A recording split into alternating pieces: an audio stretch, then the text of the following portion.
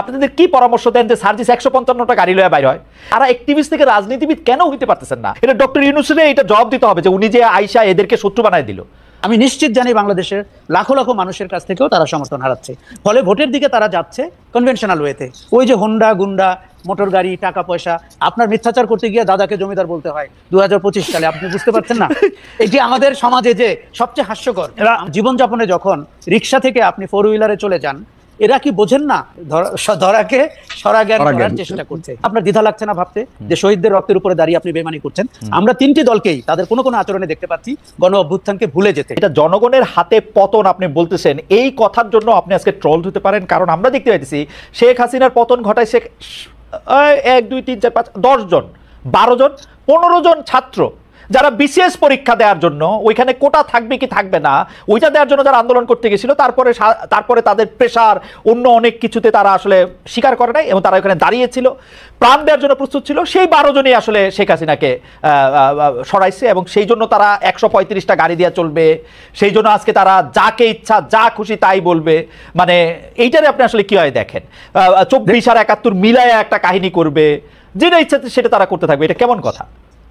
এই যে সরলীকরণ করা যে 10 জন ছেলে 12 জন ছেলে শেখ হাসিনার পতন ঘটিয়েছে, এটি আওয়ামী লীগের জন্য সবচাইতে বড় প্রায়শ্চিত্ত। কেন? আমি দেখেছি লক্ষ লক্ষ মানুষ, আমি রাস্তায় ছিলাম, লক্ষ লক্ষ মানুষ নেমেছে, তাদের লক্ষ লক্ষ কারণ আছে।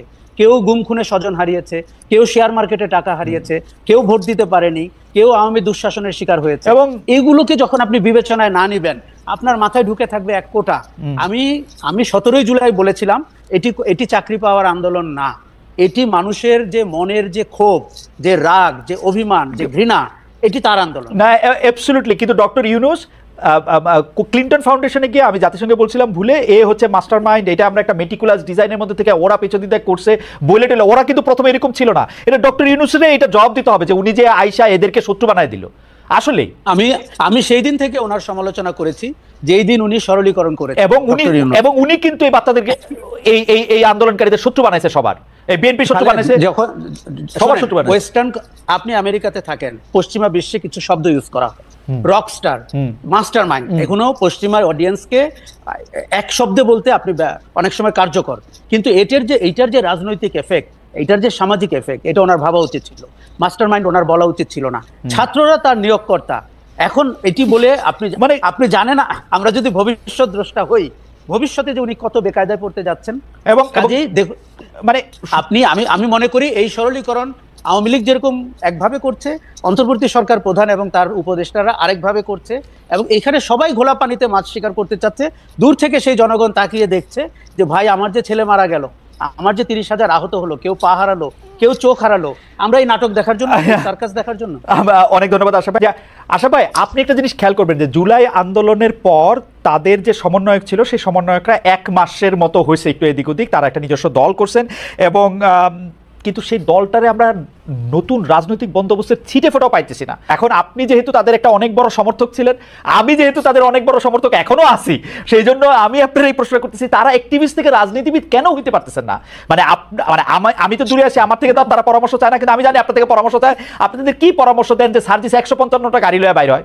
155টা গাড়ি লয়ে বাইর হওয়া হয়তো দরকার আছে, যে মানে নাইলে মানুষ ভোট দিবে না। কারণ রিপন ভাইরা এমন একটা রাজনৈতিক সংস্কৃতি করছে যে 155টা গাড়ি নেন। আচ্ছা রিপন ভাই, আপনারা বিএনপি আওয়ামী লীগ, জি আশা ভাই, তারা এখন এত স্বাবলম্বী এবং নাবালক থেকে সাবালক হয়ে গেছে, তারা এখন আর কারো পরামর্শের ধার ধারে না, এবং তারা নিজেদেরকে ধরাকে সরাজ্ঞান করার চেষ্টা করছে।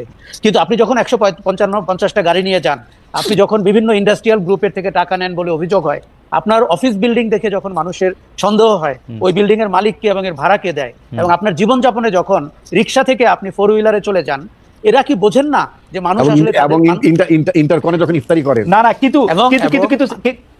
কিন্তু আশা ভাই, ওদের যে সবচেয়ে বড় নেতা নাহিদ সাহেবরে তো আবার আমরা দেখলাম বাসে করে যাইতেছেন। মানে আমরা কি একজন দুজন নেতারে দিয়ে আসলে বিবেচনা করতে থাকবো, মানে আমরাই বা ওদের কিরকম ভাবে বিবেচনা করব? মানে ওরা তো আমি আপনাকে বলি না, প্রথম কথা একজন দুইজন নেতা দিয়ে অতীতে আমরা বিবেচনা করে ভুল করেছি।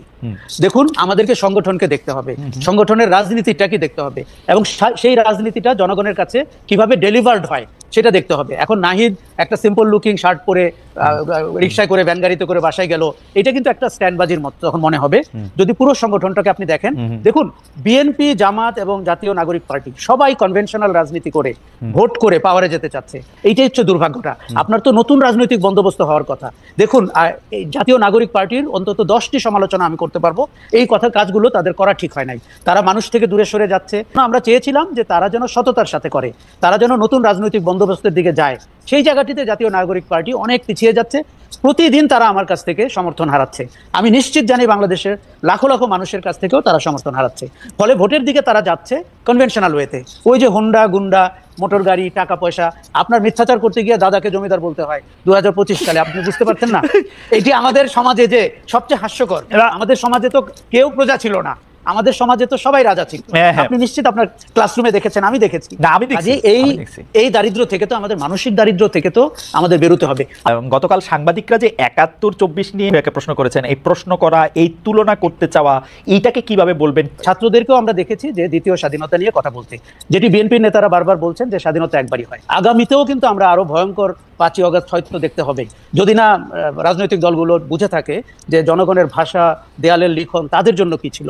কাজেই এটিকে বারবার স্বাধীনতার সাথে তুলনা করা আমার মনে হয় একটু বালখিল্যতা, এবং সেটির একটা গূঢ় রাজনৈতিক উদ্দেশ্য আছে।